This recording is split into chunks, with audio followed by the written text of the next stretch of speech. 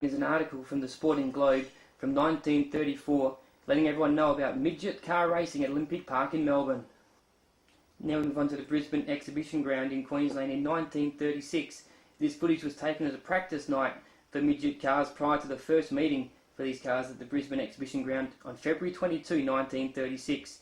You can see the Englishman's Jean Ravel's number 1 car had a fuel tank on top of the bonnet, and these cars looked really crude compared to the slick machines that raced in the 1960s. Speed car racing was first held in Australia in 1934 after starting in the USA in 1933.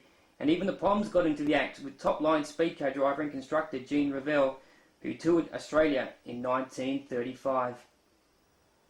You can see some of these classic cars racing around the racetrack through the dust, and these machines included rear-wheel drive, four-wheel drive and front-wheel drive cars, but the front-wheel drive machines were later banned as they tended to climb up the safety fences and over other competitors. Here you can see the program from that classic night at the exhibition ground on February 22nd, 1936, and inside some of those legendary names that competed on that occasion. Ted Starkey, Bud Stanley, Mark Cox, Fred King, Tom Quinn and Ralph King.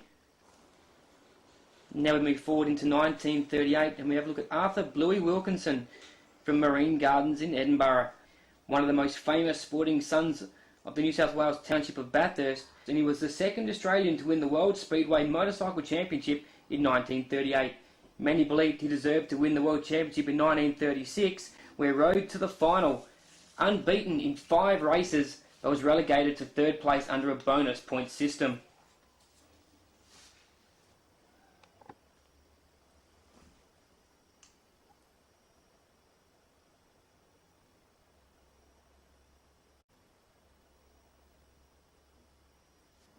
Between 1935 and 1940, the Midgets reigned supreme at the Motordrome Speedway in Camden, South Australia.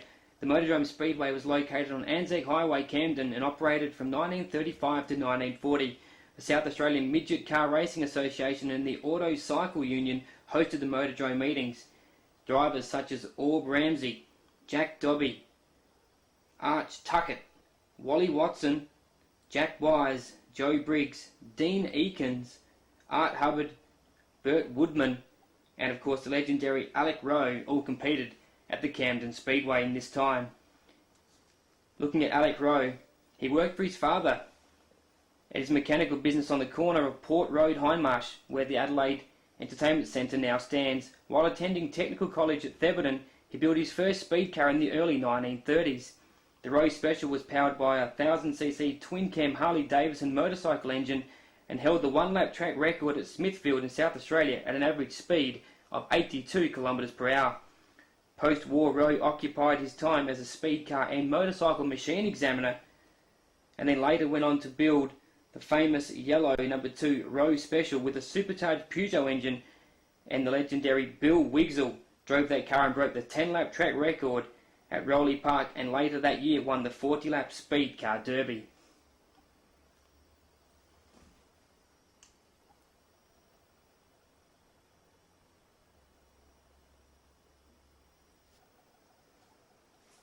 As you can see, the early track conditions at some of these places were quite treacherous, with lots of dust and lots of dirt, making these racetracks very slick. These drivers really had great car control in these machines as they made their way around this particular racetrack. As you can see, a lot of hand movement in the race car.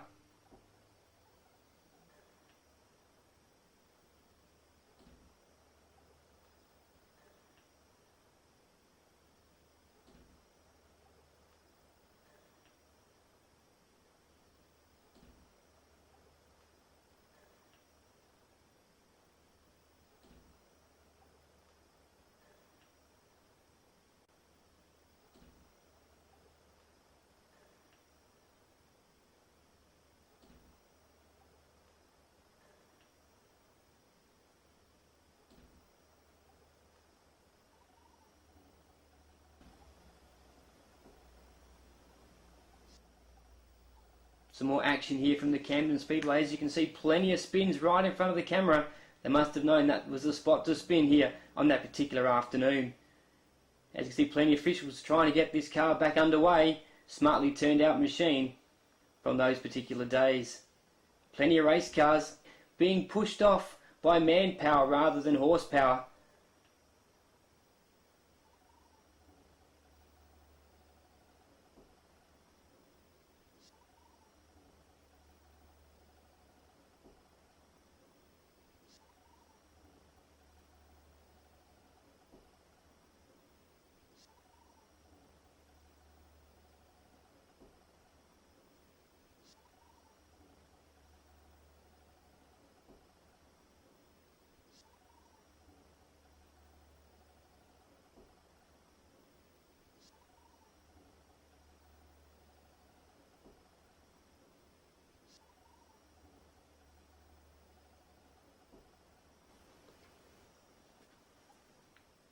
In the late 1930s, early 40s, speed car, solo and sidecar racing moved to the Sydney Sports Ground, or better known as the SCG.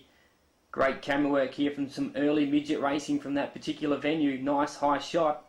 As you can see, plenty of speed from these early race cars. Down through what looks to be turn 1 and 2. Oh, 3 wide. Lucky no contact of wheels there. There may have been a nasty wreck down the back straight. Once again, some nice close-in racing. Almost formation style down through turns number 3 and 4. Nice classic shot of one of these early race cars from the inside. Now looking from the outside. Some spectacular vision here. Oh, heavy impact.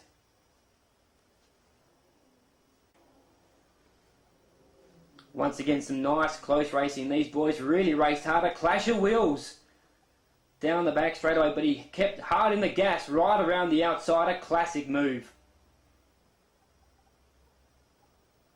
One car in trouble right in front of what looks to be the scoreboard.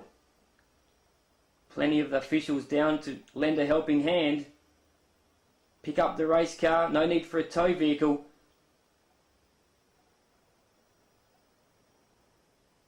Starting official getting right into it, telling the drivers when to go, checking the stopwatch. An enthusiastic Speedway fan right there.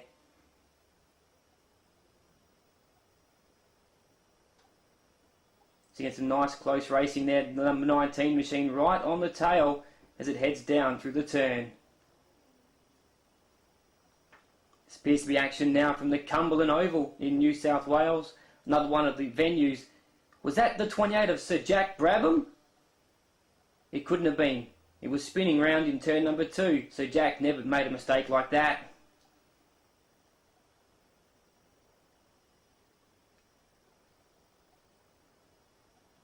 If you look closely, you can see the cricket sight boards in the background. Also the goalposts for the rugby league. That particular driver needs to have a better day. The wheel went further than he did. There's the number 49 machine of Vic Hibbard. Racing close with 3 other competitors.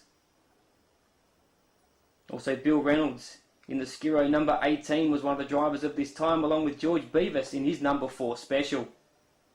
Once again, some nice close racing. You don't see that too often on the ovals these days.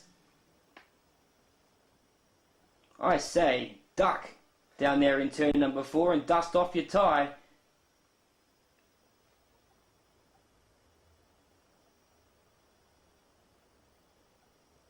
Some heavy impact there.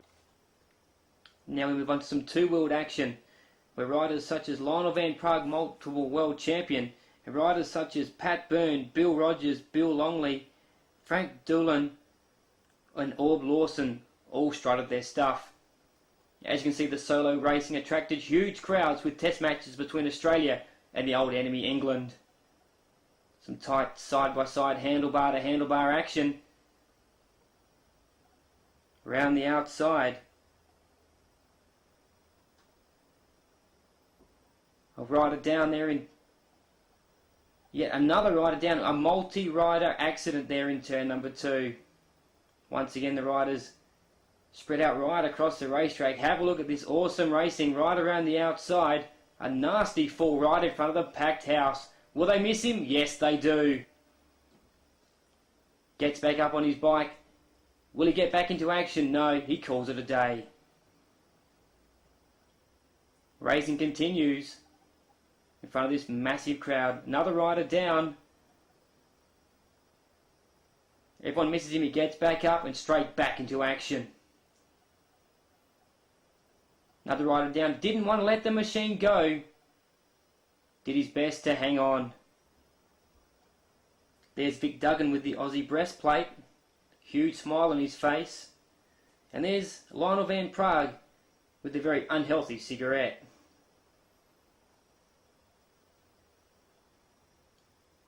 Riders preparing to do battle in a test match.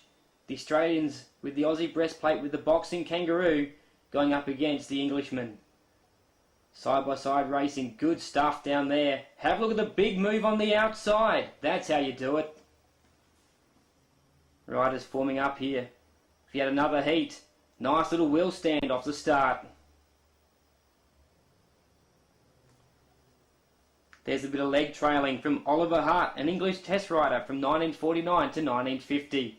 Oh, a nasty spill. Oh, and yet another high side.